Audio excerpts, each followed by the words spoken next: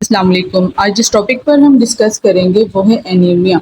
Anaemia क्या होता है हमारे पास? जब हमारी बॉडी के अंदर, हमारे ब्लड के अंदर आरबीसी यानी जो रेड ब्लड सेल हैं उनकी कमी हो जाए, या फिर उस रेड ब्लड सेल के अंदर एक प्रोटीन होती है जिसे हीमोग्लोबिन कहते हैं, हीमोग्लोबिन कंसंट्रेशन की कमी हो जाए तो ऐसी कंडीशन को हम एनीमिया कहेंगे। क्या बता रहे हैं यहाँ पे? Decrease in number of RBC और haemoglobin concentration below normal range, यानी नॉर्मल रेंज से अगर ये हीमोग्लोबिन कंसंट्रेशन कम हो जाती है या आरबीसी यानी रेड ब्लड सेल की प्रोडक्शन कम हो जाती है या रेड ब्लड सेल के नंबर कम हो जाते हैं तो ऐसी कंडीशन को एनीमिया कहा जाता है। एनीमिया जो है ये मोस्ट कॉमन हेमेटोलॉजिकल डिसऑर्डर है तमाम एज के लोगों के अंदर। और जब एनीमिया हो जाता है तो जिसकी वजह से क्या होगा? Decrease oxygen carrying capacity of blood, क्योंकि जो हमारी हीमोग्लोबिन है, हीमोग्लोबिन अपने साथ ऑक्सीजन को बाइंड करके हमारी पूरी बॉडी तक सप्लाई करती है, लेकिन जब हीमोग्लोबिन की कमी हो जाएगी ऑक्सीजन कैरिंग कैपेसिटी जो होती है वो भी डिक्रीज हो जाएगी। अच्छा, इसके कॉजेज क्या होते हैं? एनीमिया क्यों होता है? तो मोस्ट कॉमन इसके जो कॉज होते हैं इनमें एक्यूट ब्लड लॉस हो जाता है, यानी किसी भी इंजरी की वजह से, सर्जरी की वजह से, किसी एक्सीडेंट की वजह से जो एक्यूट ब्लड लॉस हो जाता है, या फिर किसी को अल्सर की वजह से ब्लीडिंग हो रही है, तो ये तमाम रीजन बन सकते हैं ब्लड लॉस के। तो इसके बाद हमारे पास दूसरी कंडीशन है डिक्रीज और faulty red blood cell production. ये किसी भी वजह से आरबीसी की प्रोडक्शन डिक्रीज हो गई है, कोई भी इन्फेक्शन हो सकता है उसकी वजह से अगर वो डिक्रीज हो गई है, या फिर हमारा जो आरबीसी है उसकी प्रोडक्शन जो है वो सही से नहीं बन रही, वो फॉल्टी बन रही है, उसमें कोई ना कोई मसला है। ऐसा क्यों हो रहा है? या तो बोन मेरो के अंदर कोई ना कोई प्रॉब्लम आ रही है, बोन मेरो ही वो मेन पार्ट है जहाँ से हमारे ब्लड सेल बन रहे होते हैं। अगर बोन मेरो के अंदर कोई ना कोई इशू है या बोन मेरो डिसऑर्डर है जिसकी वजह से जो हमारे आरबीसी हैं वो सही से नहीं बनते, वो फॉल्टी बन रहे होते हैं, तो जब वो फॉल्टी बनेंगे तो वो सही से अपना फंक्शन परफॉर्म नहीं कर पाएंगे, ऑक्सीजन को पूरी बॉडी में सप्लाई नहीं कर पाएंगे, जिसकी वजह से एनीमिया हो जाता है। तो उसके बाद बता रहे हैं the destruction of red blood cell, इसको हीमोलाइसिस भी कहते हैं, यानी किसी भी वजह से हमारी बॉडी के अंदर जो हमारे आरबीसी हैं वो टूटना शुरू हो गए। यानी हमारी नॉर्मल अगर बात करें तो 120 डेज जो है आरबीसी की साइकिल होती है, यानी इसकी जो लाइफ स्पेन है 120 डेज है। लेकिन किसी भी वजह से जो हमारे आरबीसी हैं वो 120 डेज से पहले ही डिस्ट्रॉय हो रहे हैं, टूटना शुरू हो रहे हैं, तो ऐसी कंडीशन में क्या होता है? हमारी बॉडी के अंदर खून की कमी हो जाती है, आरबीसी की कमी हो जाती है, तो इसको हम बोलते हैं एनीमिया। एक तो ये कॉज बन सकता है। अच्छा, उसके अलावा सेवरल टाइप में, जैसे कि कोई भी क्रोनिक या एक्यूट ब्लड लॉस हो गया, इसकी वजह से एनीमिया हो सकता है। कोई क्रोनिक डिजीज होगी जिसके अंदर कैंसर हो सकता है, इम्यूनो डेफिशिएंसी सिंड्रोम हो सकता है, कोई ना कोई रीनल डिजीज होगी, लिवर डिजीज होगी, और ऑटोइम्यून कंडीशन हो गया, तो इनकी वजह से अगर हमारे आरबीसी के अंदर कोई ना कोई कमी आ जाती है तो हम बोलेंगे एनीमिया हो गया। या फिर एनीमिया हमारी कोई न्यूट्रिशनल डेफिशिएंसी की, जैसे कि आयरन, फोलेट यानी विटामिन बी9 और फिर विटामिन बी12 की कमी की वजह से भी एनीमिया हो सकता है। या कोई हेरिडिटी यानी कोई इसको विरासती, जो जनरेशन टू जनरेशन चल रहा होता है, विरासती कोई ना कोई प्रॉब्लम होती है जिसकी वजह से एनीमिया हो सकता है। इसकी एग्जाम्पल में हमारे पास सिकल सेल एनीमिया, थैलीसीमिया आता है। अच्छा, एनीमिया की कॉन्सिक्वेंसेस क्या होते हैं? एनीमिया की वजह से क्या नताइज निकलते हैं? तो जब हमारी बॉडी के अंदर आरबीसी की कमी होगी, क्योंकि आरबीसी के अंदर हीमोग्लोबिन होता है और हीमोग्लोबिन अपने साथ ऑक्सीजन को कैरी करके पूरी बॉडी में सप्लाई करता है। जब आरबीसी और हीमोग्लोबिन की कमी होगी तो ऑक्सीजन कैरिंग कैपेसिटी जो होती है वो भी डिक्रीज हो जाएगी, वो कम हो जाएगी, और हमारी बॉडी के जो टिश्यूज हैं, जो ऑर्गन है, उनको ऑक्सीजन की डिमांड जो है प्रॉपर नहीं मिल पाएगी। अच्छा, जब भी अगर ये एनीमिया स्लो स्लो हो रहा होता है तो चाइल्ड जो है वो इसे अडेप्ट कर लेता है। उसके बाद अगर हम साइन सिम्टम की बात करें तो पेशेंट को फटीग होगा, वीकनेस होगी, पेलर और स्लाइटली जॉइंटिस होगा, यानी जो हमारे आरबीसी हैं, रेड ब्लड सेल है, उनकी डिस्ट्रैक्शन हो रही होती है, जिसकी वजह से ये पेल कलर जो है पेशेंट का पेलर नजर आएगा। शॉर्टनेस ऑफ ब्रीथ हो सकती है, डिसरिथमिया हो सकता है, चेस्ट पेन हो सकता है, टेकीकार्डिया हो सकता है। इसके अलावा जो उसकी एक्सट्रीमिटीज़ हैं वो कूल होती हैं, और इसके अलावा कोई लोनकिया यानी जो हमारे नेल हैं वो स्पून शेप नेल होते हैं, स्पेशली आयरन डेफिशिएंसी एनीमिया के अंदर। हमारे पास डायग्राम है, इसके अंदर नेल जो है वो स्पून शेप के हो गए हैं।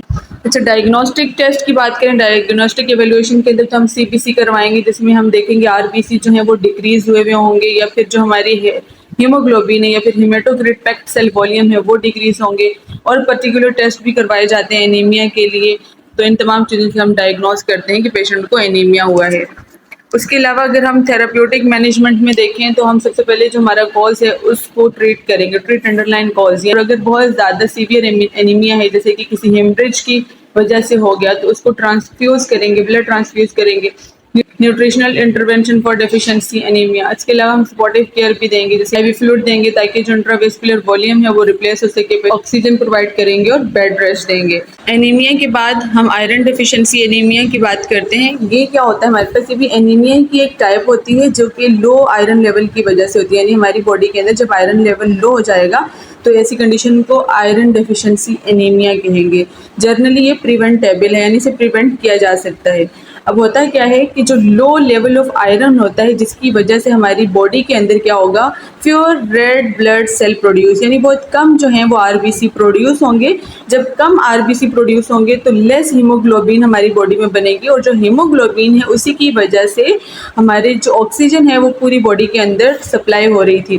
तो जब हीमोग्लोबिन की कमी हो जाएगी तो जिसकी वजह से हमारी जो बॉडी है वो लेस अमाउंट ऑफ ऑक्सीजन जो है उससे सप्लाई होगी, प्रॉपर ऑक्सीजन उससे सप्लाई नहीं हो पाएगी, क्योंकि बॉडी के अंदर आयरन की कमी की वजह से हीमोग्लोबिन जो है वो कम बन रहा है, जिसकी वजह से ऑक्सीजन की डिमांड पूरी नहीं हो पा रही। अगर हम इसके कॉजेज़ की बात करें तो क्यों हो जाता है आयरन डिफिशिएंसी एनीमिया, जिसमें हमारे पास सबसे पहले प्रेगनेंसी है। प्रेगनेंसी में आयरन की डिमांड बहुत ज़्यादा बढ़ जाती है, अगर प्रॉपर अमाउंट में आयरन ना ली गई तो जिसकी वजह से आयरन डिफिशिएंसी एनीमिया हो सकता है। इंजेक्शन यानी आयरन जो है अपनी डाइट के अंदर प्रॉपर नहीं ले पा रहे, जिसकी वजह से आयरन की कमी हो जाती है और आयरन डिफिशिएंसी एनीमिया हो सकता है। सर्जरी की वजह से हो सकता है, स्पेशली स्मॉल इंटेस्टाइन, क्योंकि स्मॉल इंटेस्टाइन के अंदर आयरन एब्जॉर्ब होती है, और अगर स्मॉल इंटेस्टाइन के किसी पार्ट की कोई सर्जरी हो रही है तो वहाँ वो प्रॉपर फंक्शन नहीं कर पाएगा और आयरन सही से एब्जॉर्ब नहीं हो पाएगी, इसकी वजह से आयरन की कमी की वजह से एनीमिया हो सकता है। तो इसीलिए डिजीज़ यानी इन्फेक्शन हो गया, इसकी वजह से हो सकती है। इंजरी और हमारा जो गैस्ट्रो इंटेस्टाइनल ट्रैक है उसके अंदर से ब्लड लॉस हो गया,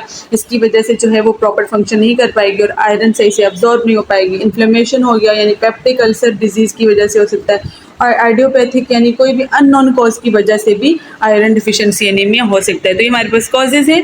उसके बाद हम देखते हैं क्लिनिकल फीचर। क्लिनिकल फीचर में पेशेंट जो है वो लिथार्जिक सा होगा, और उसके अलावा ओवर एग्जर्टेड ईजीली, यानी एकदम से वो थक भी जाएगा, और शॉर्टनेस ऑफ ब्रीथ होगी कि ऑक्सीजन की डिमांड पूरी नहीं हो पा रही। उसके अलावा वियर्ड फूड क्रेविंग, यानी पेशेंट को ऐसे फूड खाने की क्रेविंग होगी जैसा कि आइस हो गया, डर्ट हो गया, क्ले यानी मिट्टी वगैरह, जिसकी वजह से पेशेंट का जो फेस है वो भी वाइट फेस नज़र आ रहा होता है, पेल नज़र आ रहा होता है। इन्फ्लेमेशन ऑफ टंग देखने को नज़र आएगी।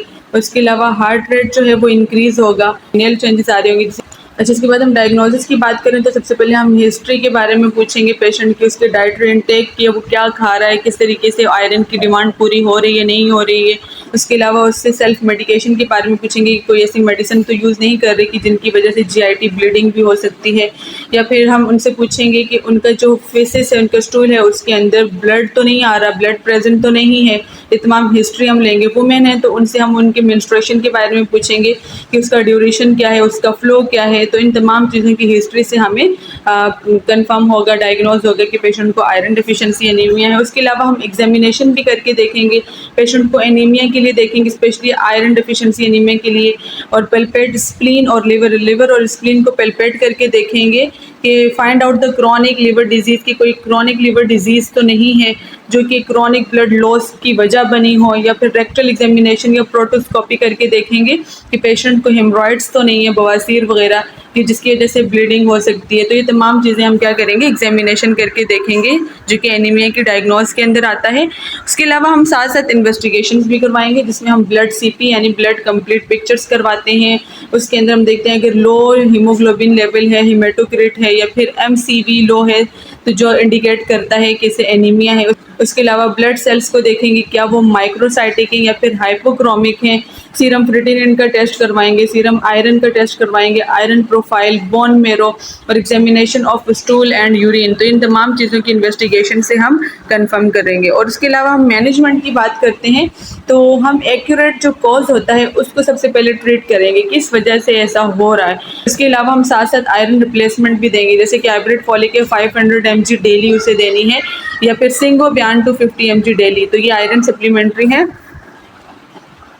अच्छा, साथ साथ हम पेशेंट को एजुकेट करेंगे कि जो आयरन है वो एम्प्टी स्टमक सबसे बेस्ट अब्जॉर्ब होती है, लेकिन इसके कुछ साइड इफ़ेक्ट भी होते हैं कि पेशेंट को स्टमक अपसेट फ़ील होता है, तो साथ में कुछ स्मॉल अमाउंट में फूड के साथ जो है वो आयरन को ले लें तो ये सबसे बेस्ट अब्ज़ॉर्ब होती है। और अगर विटामिन सी के साथ अगर पेशेंट आयरन को लेगा, जैसे कि ऑरेंज जूस के साथ ले लिया, तो ये जो है ये आयरन की अब्ज़ॉर्प्शन अच्छे से इसमें इंक्रीज़ कर देगा। और इसके अलावा कभी भी आयरन को दूध के साथ और कैल्शियम के साथ और एंटासिड के साथ कभी भी यूज़ नहीं करना होता, क्योंकि ये क्या करती है, उसकी अब्ज़ॉर्प्शन को डिक्रीज़ कर देती है और स्लो कर देती है। कम से कम 2 घंटे का वक़्फ़ा इनके दरमियान में लाज़मी होना चाहिए कि पेशेंट ने कोई भी मिल्क प्रोडक्ट लिया हो, कोई कैल्शियम और एंटासिड लिया हो, तो कम से कम 2 घंटे तक वेट करके उसके बाद जो है उसे आयरन सप्लीमेंट्री लेना चाहिए।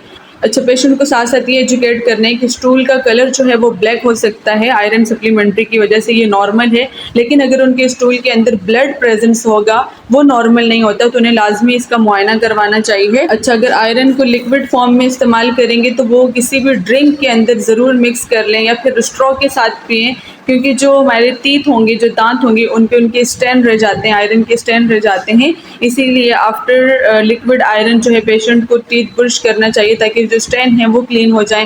और इसके कुछ साइड इफ़ेक्ट भी होते हैं कि पेशेंट को कॉन्स्टिपेशन हो सकती है, तो साथ साथ पेशेंट को बताना है कि आप प्लेंटी ऑफ फ्लूइड का इस्तेमाल करें या फिर स्टूल सॉफ्टनर जो हैं वो उनका यूज़ करें।